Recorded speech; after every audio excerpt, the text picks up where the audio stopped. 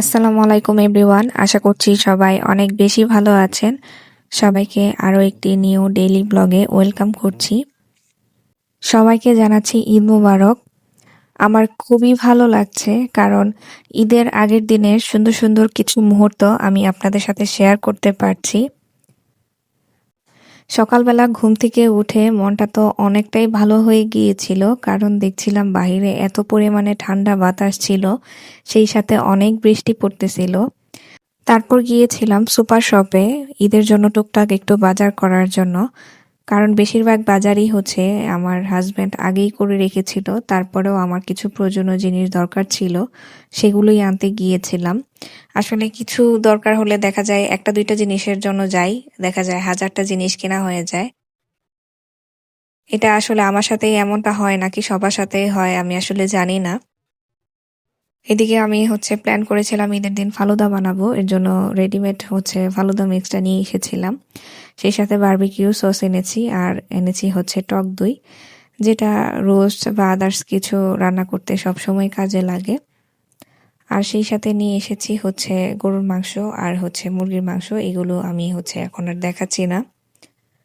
আর এদিকে আমি হচ্ছে আবারও কোকা কোলা নিয়ে এসেছি 2টা বোতল। এই করতে করতে কিন্তু আমার 6টা গ্লাস হয়ে গিয়েছে, কারণ গ্লাসগুলো আমার কাছে বেশ ভালো লাগে। আর এইদিকে আমি হচ্ছে বিভিন্ন টাইপের মশলা নিয়েছি, কারণ আমার প্ল্যান হচ্ছে ঈদের দিন আমি বিফ রেজালা করব। তার জন্য আমি একটা স্পেশাল মশলা বানাবো। এই রেসিপিটা কিন্তু আমি নেক্সট ভিডিওতে শেয়ার করব।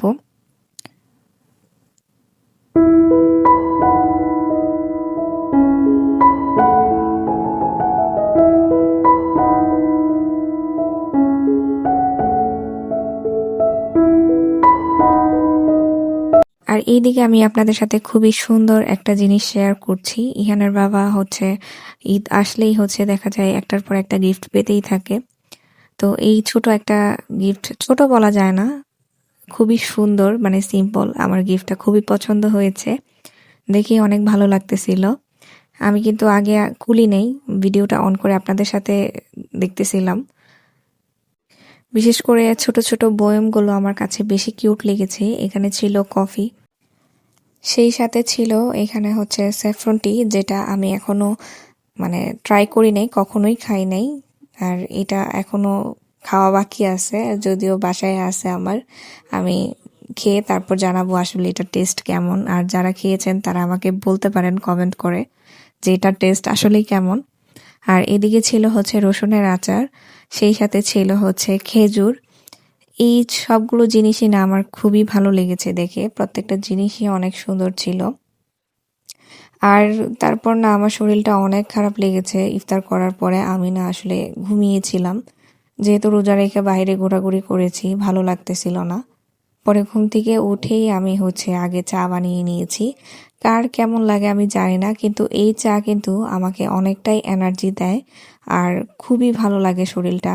তবে আমাদের তো চাঁদ রাতে অনেক প্ল্যান থাকে, বিভিন্ন রকমেরই প্ল্যান থাকে। আমার এবার চাঁদ রাতে তেমন কোনো প্ল্যানই ছিল না, আর রান্নাবান্নারও কোনো ঝামেলা ছিল না।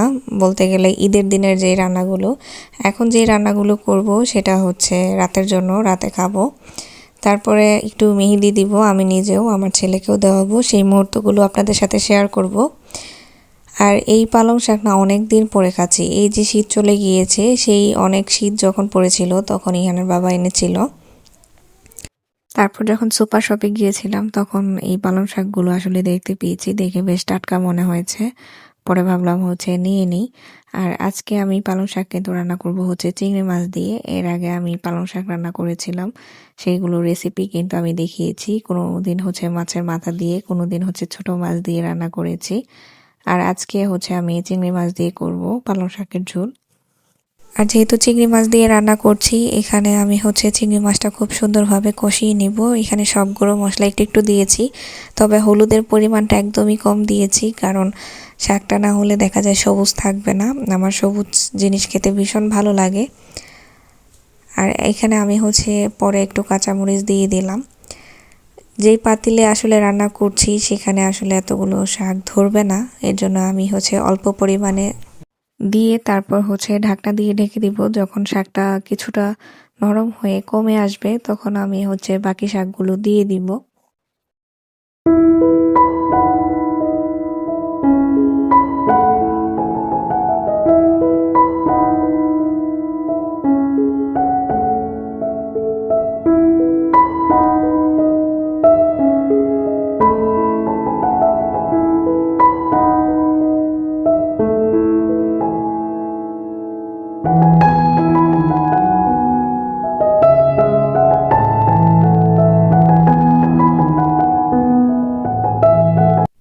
এইটা এত পরিমাণে রান্নাটা সুন্দর হয়েছিল আর খেতে কিন্তু ভীষণ মজা হয়েছিল। আমার তো এখন দেখে আবারও খেতে ইচ্ছে করছে। আর এইদিকে কিন্তু আমি সেদিন সুপার শপ থেকে পুদিনা পাতাও নিয়ে এসেছিলাম, কারণ এগুলোকে আমি ফ্রোজেন করব। আর বিশেষ করে আমার মনে হয়েছে এগুলোর সাথে না মানে শিকড় ছিল, আমার মনে হয়েছে এগুলো লাগালে হয়তো বা গাছ হবে। এর জন্য আমি মানে লাগিয়েও রেখেছি, জানি না গাছটা হবে কিনা, দেখা যাক কি হয়। আমি সবসময় ধনেপাতা আর পুদিনা পাতা এভাবে স্টোর করি, ধুয়ে তারপর ফ্যানের নিচে একটা কাপড় বিছিয়ে শুকা দিয়ে রাখি। তারপর এগুলোকে কুচি কুচি করে একটা এয়ারটাইট বক্সে বা পলিথিনে করে ফ্রিজে রেখে দিই। জাস্ট যখন ব্যবহার করি তখন নামিয়ে নিই, আবার সাথে সাথেই ফ্রিজে রেখে দিই। সেই সাথে আজকে আমি বানাবো নোনা ইলিশের ভর্তা, যেটা ইহানের বাবা খুবই পছন্দ করে। সে অনেক বড় একটা নোনা ইলিশ নিয়ে এসেছে। এই ভর্তাটা কিন্তু খুবই মজার হয়। আমার রেসিপি ফলো করে যদি আপনারা এই ভর্তাটা বানিয়ে থাকেন, আশা করি আপনাদের ভর্তাও ভীষণ মজা হবে। প্রথমে আমি কড়াইতে তেল দিয়ে নিয়েছি, তারপর এখানে দিয়ে দিয়েছি পেঁয়াজ কুচি, তারপর শুকনো মরিচ আমি ব্লেন্ড করে রেখেছিলাম। সেই সাথে দিয়েছি এখানে রসুন বাটা, আর দিয়ে দিচ্ছি হলুদের গুঁড়ো, আর দিয়ে দিব লাল মরিচের গুঁড়ো। সেই সাথে এখানে দিয়েছি ধনের গুঁড়ো আর লবণ। সবগুলো মশলাই এখন আমি ভালোভাবে কষিয়ে নিব। এই নোনা ইলিশটা আমি গরম পানি দিয়ে ধুয়ে নিয়েছি। এখন মাছগুলো দিয়ে দিচ্ছি এক এক করে। এটাকে খুব সুন্দরভাবে রান্না করতে হবে কষিয়ে। আর যখন একটু কষানো হয়ে যাবে, এভাবে 4 খণ্ড করে আমি পেঁয়াজ দিয়ে দিব, কারণ এটা আস্তে আস্তে পেঁয়াজ থাকবে, ভুনাটা ওইভাবেই করব। আর আমার শ্বশুর বাড়িতে দেখেছি এভাবেই রান্না করে, আর এটা খেতে কিন্তু ভালোই লাগে।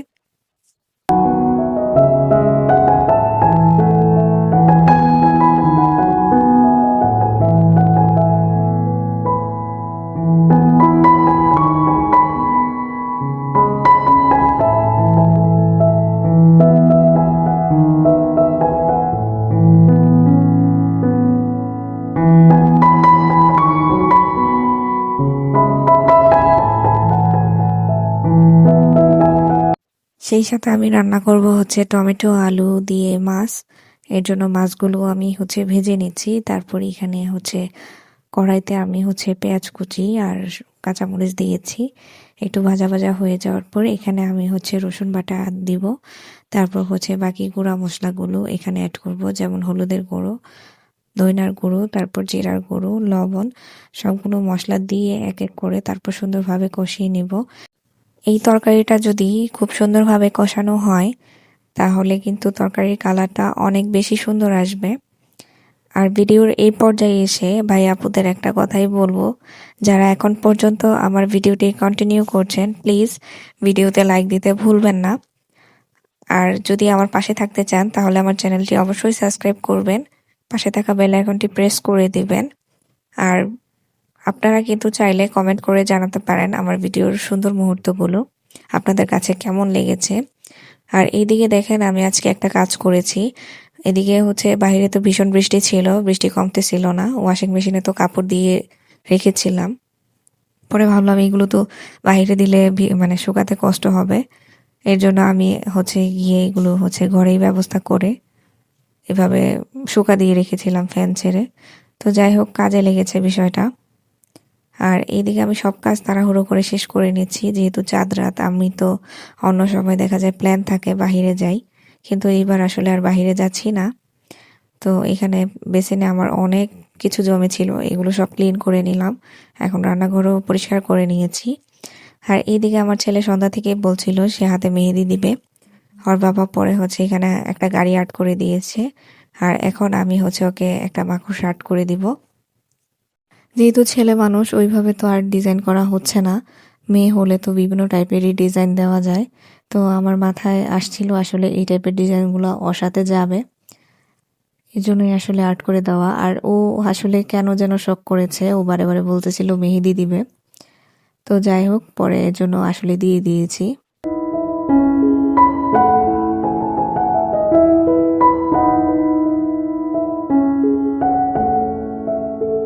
তারপর এখানে ওর বাবা আবার হচ্ছে হেলিকপ্টার আর্ট করে দিয়েছে, সাথে ঈদ মুবারকও লিখে দিয়েছে। সে বলতেছিল এগুলো আর্ট করে দেওয়ার জন্য। আর ওইখানে হচ্ছে একটা প্লেন আর্ট করে দিয়েছে, এগুলো তার ডিমান্ড ছিল, সেইগুলাই আর্ট করবে। তো এইদিকে আমি হচ্ছে একটু সময় পেয়েছি মেহেদি দেওয়ার অবশেষে, পরে আমি হচ্ছে একটু মেহেদি দিয়ে নিচ্ছি। আসলে ঈদ আসলে না সবাই দেখি হাতে মেহেদি দেয়, তখন না আসলে দিতে ইচ্ছা করে যে আমিও দেই একটু, না হলে প্রথম না আসলে এই শখটা জাগে না যে দিব। তো যাই হোক, আমার মেহেদির ডিজাইনটা আপনাদের কাছে কেমন লেগেছে আপনারা সবাই জানাবেন কমেন্ট করে। আমি একদম তাড়াহুড়া করে দিয়েছি, একদম সিম্পল রাখার চেষ্টা করেছি। আর এইদিকে আমি হচ্ছে কালকে যেহেতু ঈদের দিন ফালুদা তৈরি করব, তো এর জন্য আমি হচ্ছে জেলিটা তৈরি করে রাখবো রাতের বেলায়, তারই প্রিপারেশন নিচ্ছিলাম। তো কথা বলতে বলতে কিন্তু আমি ভিডিওর একদমই শেষ পর্যায়ে চলে এসেছি। সবাই ভালো থাকবেন আর আমাদের জন্য দোয়া করবেন। দেখা হবে অন্য আরেকটি ভিডিওতে। আল্লাহ হাফেজ।